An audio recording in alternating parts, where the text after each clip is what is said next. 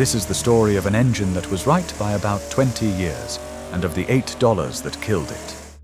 Picture a man on the hard shoulder of an American highway in the spring of 1972. The bonnet is up. He is not looking at the engine, because there is nothing to see. He is looking at the plastic jug beside it, and the coolant inside that jug is boiling. He has pulled over 3 times on this journey. He will pull over again. The car he is standing beside was, 18 months earlier, named the finest new automobile in America by the most respected magazine in the business. It was designed by the president of the largest industrial corporation on earth, a man who had already given the country one of the greatest engines it ever built. Nearly $200 million went into it.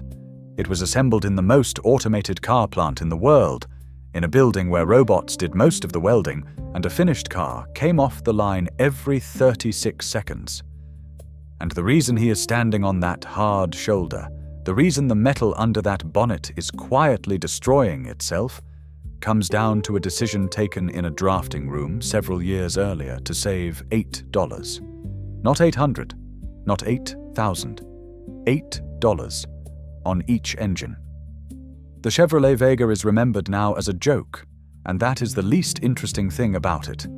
A joke is a car that was badly designed by people who did not know better.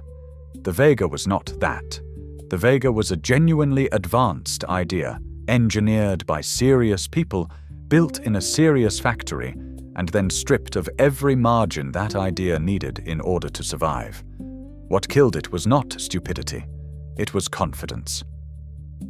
To understand why General Motors did any of this, you have to understand what was frightening them. For most of the 20th century, the American car industry had operated on a single assumption, which was that Americans bought large cars, and the profit lived in the largeness. Everything followed from that.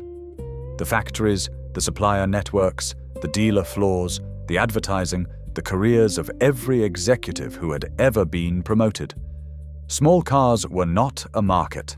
They were a rounding error. Then the rounding error started moving. Through the 1960s, imported cars climbed from roughly 5% of the American market towards double that figure and kept going. Volkswagen sold every Beetle it could land on a dock.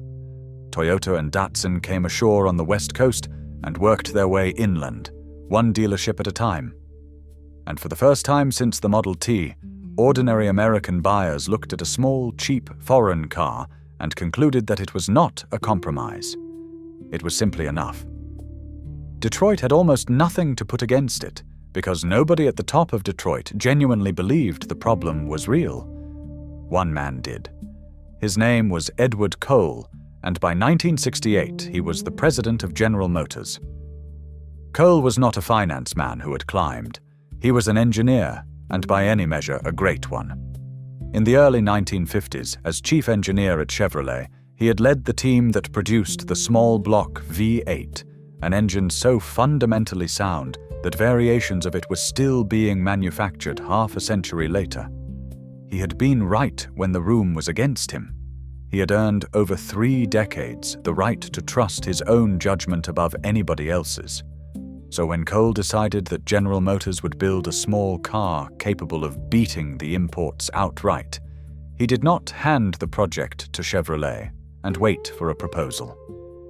He ran it himself, from the corporate floor through General Motors' central engineering staff. In the history of the company, that had never been done.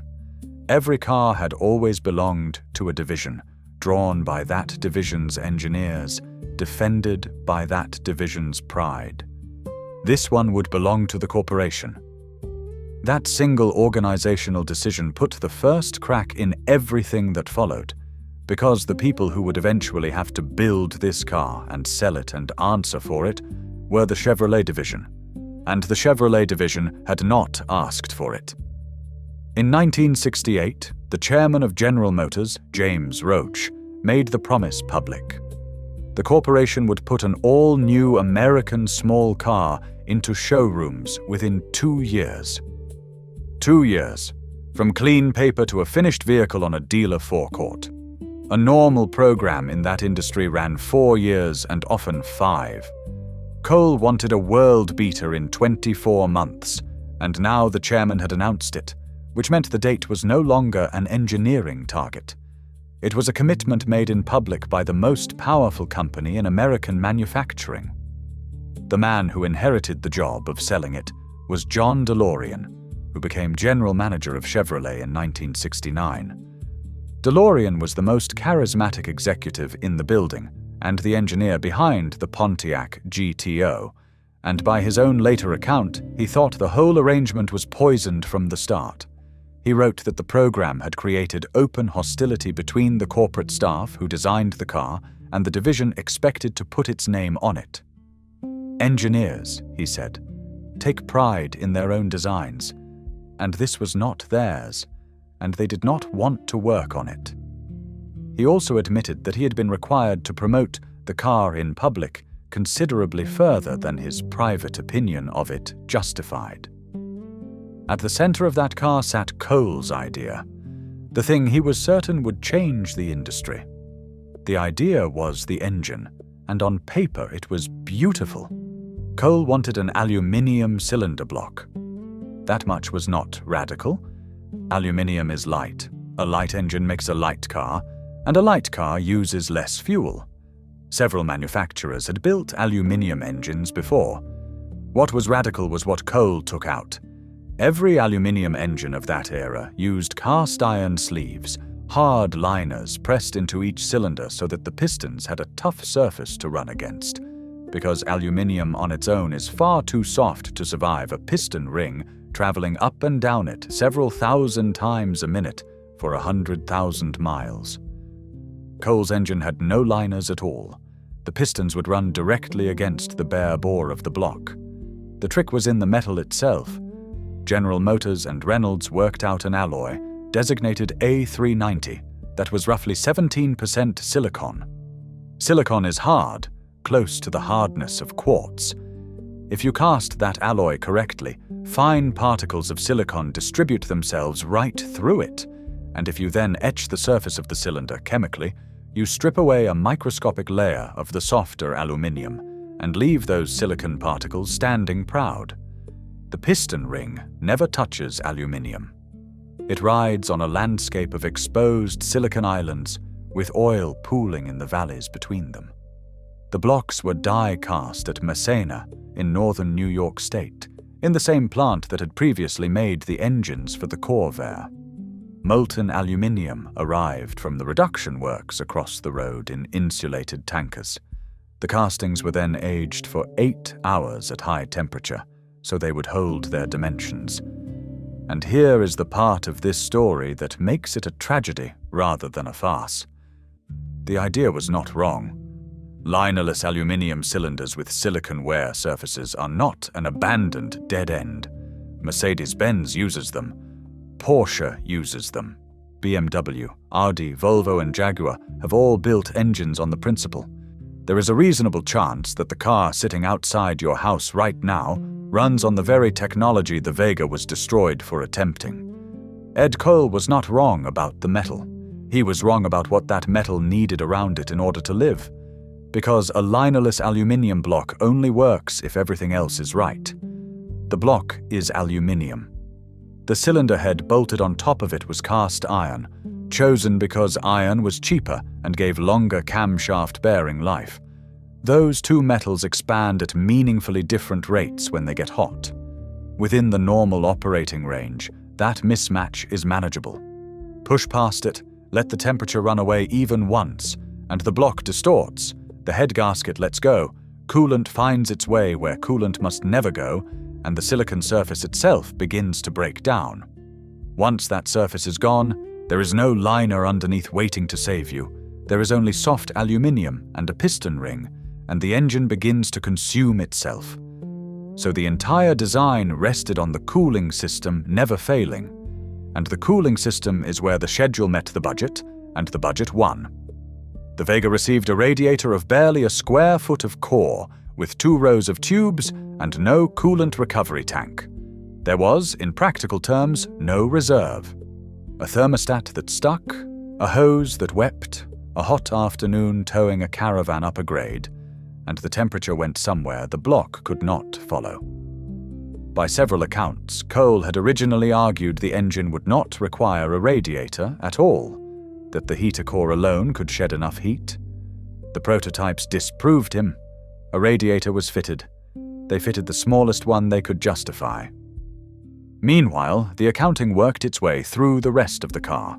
Deleting the iron cylinder liners saved, by the company's own reckoning, about $8 per engine. Deleting the plastic liners inside the front wings saved, by widely repeated accounts, $2.28 per car. Even the way the finished cars would travel was subordinated to the same arithmetic. General Motors and the Southern Pacific Railroad developed a purpose-built railway wagon, the Verta-Pack, which carried the cars standing vertically on their noses, 30 to a wagon instead of 18, cutting the freight cost per car by around 40%. The Vega was engineered to permit it. A baffle stopped oil draining into the number 1 cylinder while the car hung nose down. The battery filler caps were relocated so acid could not escape. The washer bottle and the carburetor were modified.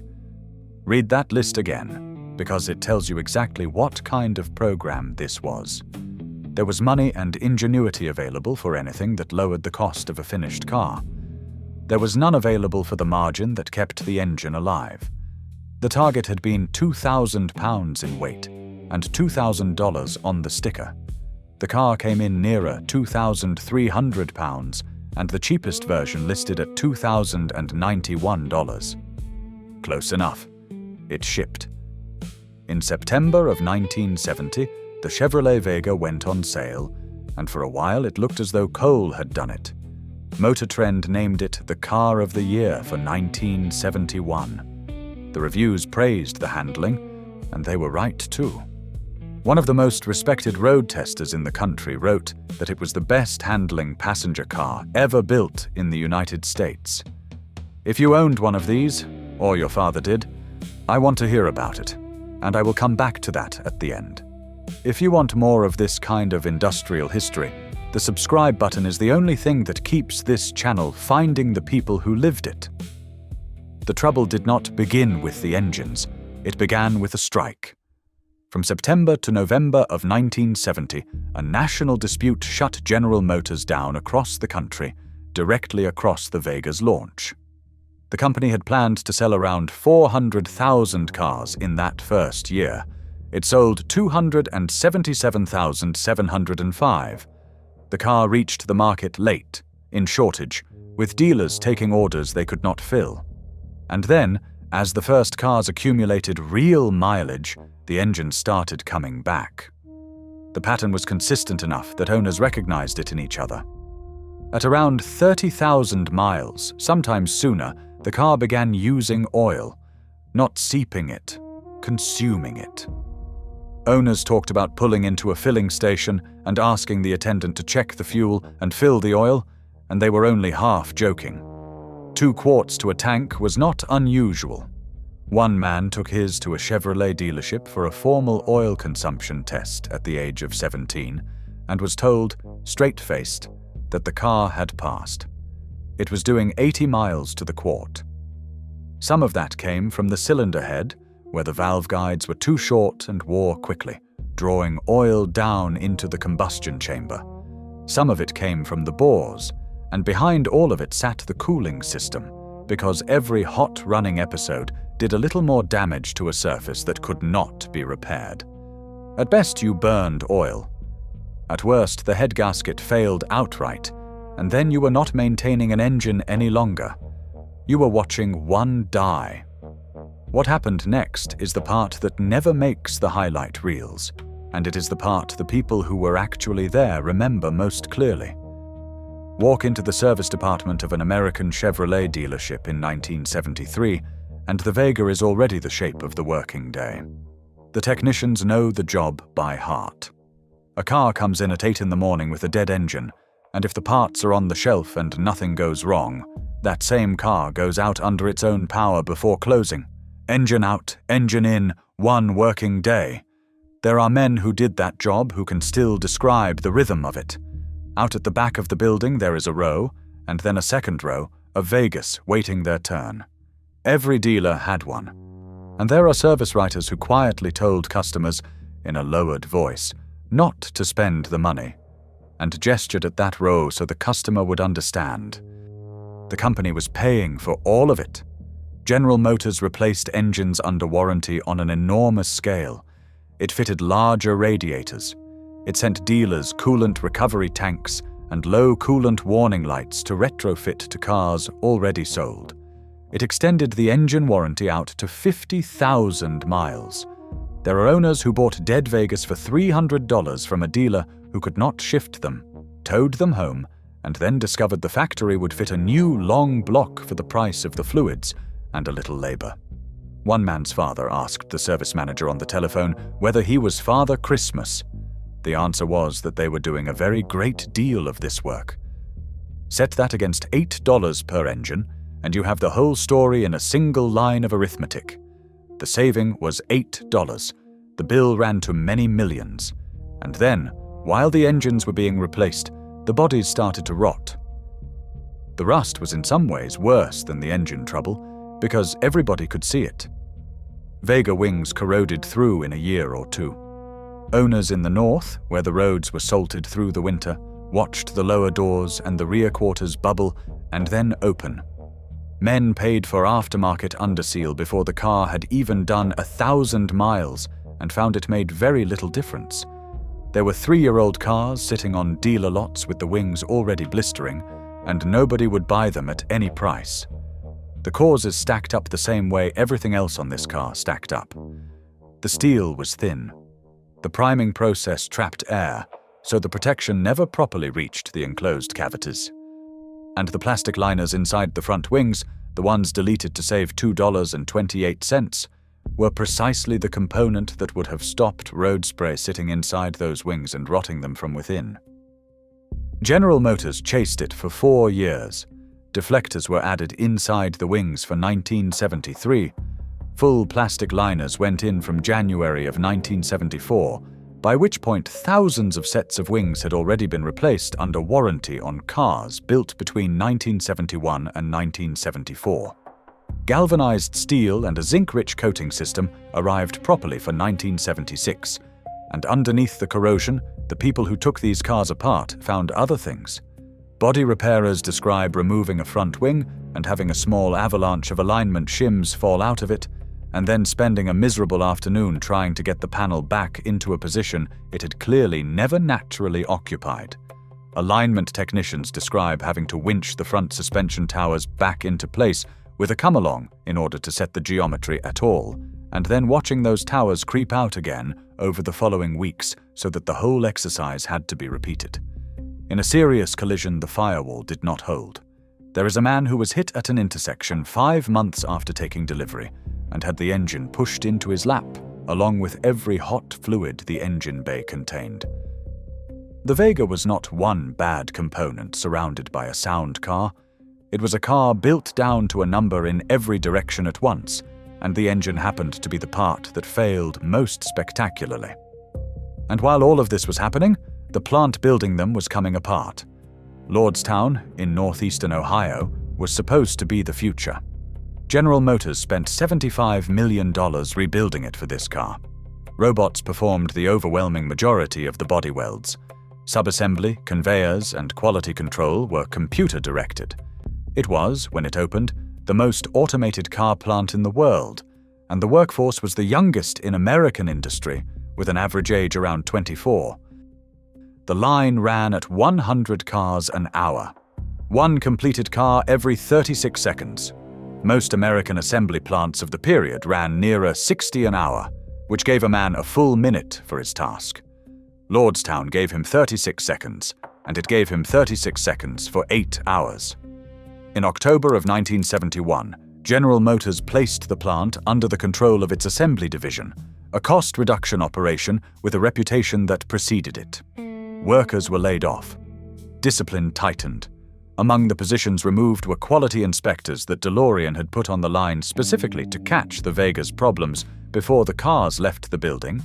What followed depends on whose account you take, and both accounts have been in circulation for 50 years. Management said the workforce was deliberately sabotaging cars, and there were certainly Vegas coming off that line with slashed upholstery and keys snapped in ignition locks and parts simply missing. The union said the real problem was the speed of the line and the number of men taken off it, and that if you give a man a job he physically cannot complete in the time allowed, the work does not get done and the car goes past him anyway. The repair lots filled. At one point they filled so completely that management had to do the one thing that plant existed never to do and stop the line. On the 5th of March, 1972, the plant went on strike. It lasted 22 days. The workforce voted to return on the 26th of March. Estimates of what it cost General Motors vary widely depending on who is counting and what period they include, ranging from around $40 million to something closer to $150 million. Lordstown became a national story that had very little to do with cars.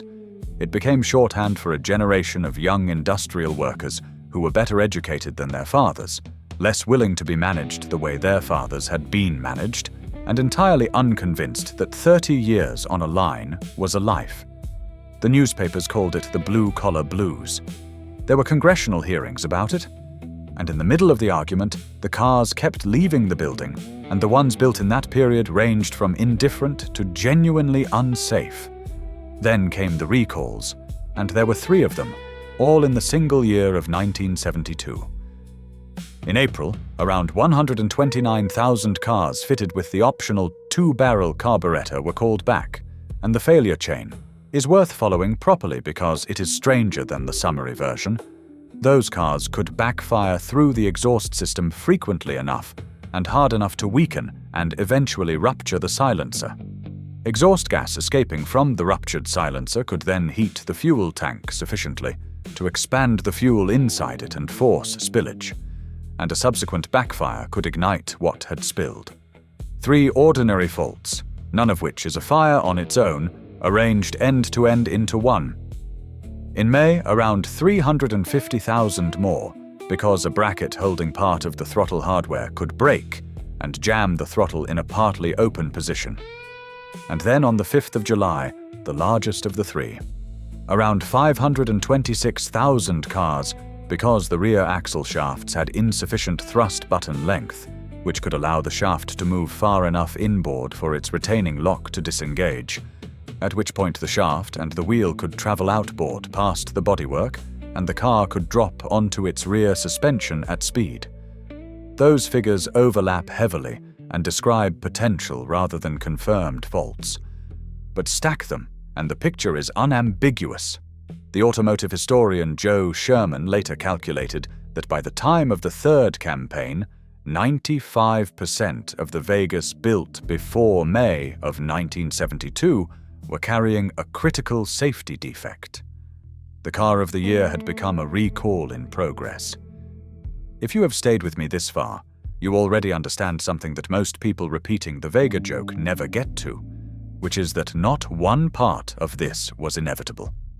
There is a great deal more of it on this channel, engines and factories and companies taken apart by decisions rather than by markets, and subscribing is the only thing that carries these stories back to the people who were actually there when it happened. And here the story does something genuinely strange, because in the middle of the collapse, General Motors built one of the most interesting engines of the decade and bolted it to this car. DeLorean reached for the trick that had made his reputation at Pontiac, which was to take an ordinary car and put an extraordinary engine in it. He commissioned Cosworth Engineering in England, one of the most respected racing firms in the world, to design a 16-valve twin-cam aluminium cylinder head for the Vega block. The result was remarkable. The Cosworth Vega was the first Chevrolet passenger car sold with electronic fuel injection, and it carried the first modern twin-cam 4-cylinder engine offered in an American production car. In racing form, the engine was reported to have produced around 260 horsepower on the dynamometer. By the time it had been strangled to meet road emissions law, the customer got 110, and it cost $5,916 in 1975. a Corvette that year listed at under $7,000. You could buy an actual Corvette for about $900 more. 3,508 were built across 2 years before it was quietly dropped. A world-class engine bolted to a car whose reputation was already beyond saving, and the reputation won. Then, at last, General Motors fixed the ordinary car. And this is the cruelest part of the whole story. For 1976, the engine was reworked and renamed the Durabuilt 140. It received redesigned coolant passages, a stronger head gasket, longer life valve stem seals that roughly halved oil consumption, hydraulic valve lifters, a redesigned water pump and thermostat, a coolant recovery tank, and a low coolant warning light. Every single one of those items is a description of what the original engine should have had in 1970.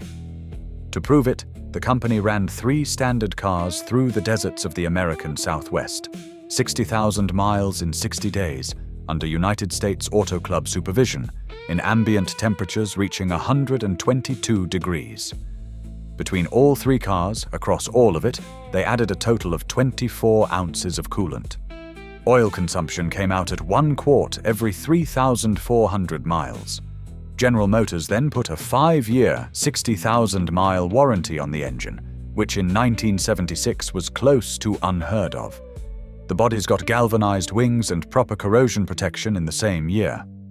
The fix worked. By 1976, the Vega was, at last, the car it had been announced as in 1970. Nobody was listening. Because the damage had never really been done to the engine, it had been done to belief. A man who had watched a new car burn oil, warp its block, and rot its wings inside 2 years did not return to that showroom to examine the improved version. Several of them have said exactly where they went instead, and they said it in almost identical words. One of them was a lifelong Chevrolet man until the day a service writer told him not to fix his car, and he never bought anything from General Motors again. Another went straight from a written-off Vega to a Datsun and never bought another new American car in his life. The sales curve records it precisely. 1974 was the peak. 460,374 cars lifted by an oil crisis that made anything small and cheap sell itself. Then it fell away.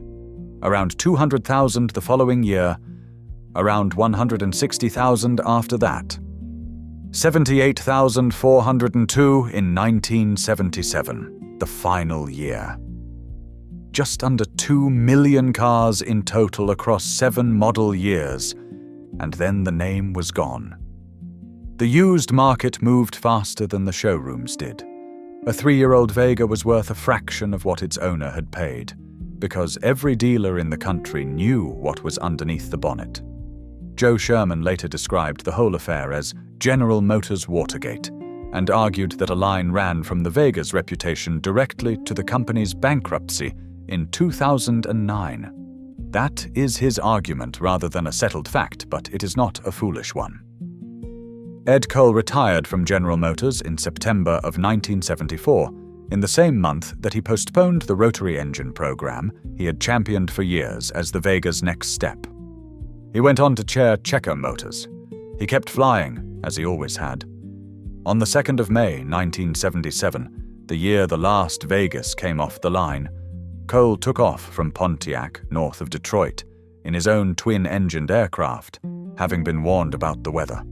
He flew into rain and fog on the approach to Kalamazoo, lost his bearings, and the aeroplane came down near Mendon, Michigan. He was 67. The man who gave America the small block V8 and the man who gave it the Vega were the same man, working from the same instincts, backed by the same corporation. What separated the triumph from the disaster was not talent, and it was not vision. It was margin, and the 24 months in which there was no time to build any. The cars themselves had a long and undignified afterlife. Wrecking yards in the late 1970s had them stacked 4 and 5 high along the back fence, and nobody was pulling parts off them because the parts were the problem. Teenagers bought them running for $75, drove them until they expired, and went and found another one. There were friends who could swap a Vega engine in under 2 hours because they had done it so many times. People dropped small block V8s into them and had 2 glorious years before the body twisted so badly the car had to be scrapped around the engine. Others fitted steel sleeves and bronze valve guides and a proper radiator and got 100,000 honest miles and 35 miles to the gallon, which tells you everything about how close this car came to being good. And there is a man out there who bought Cosworth Vega number 208 for $500 with the bearings gone, fully intending to bring it back, and never finished it, and still thinks about it. Stand on the ground at Lordstown, in the dark, at shift change. Close your eyes. It is 1972. The car park is full and the buses are still arriving. Inside, the line is running at 100 an hour, and a body drops into position every 36 seconds, and the welding robots throw their light against the roof steel in a rhythm nobody in that building can hear over the noise. Somewhere down the line, a man has 36 seconds to do a job that takes 40, and he does what he can, and the car moves on regardless.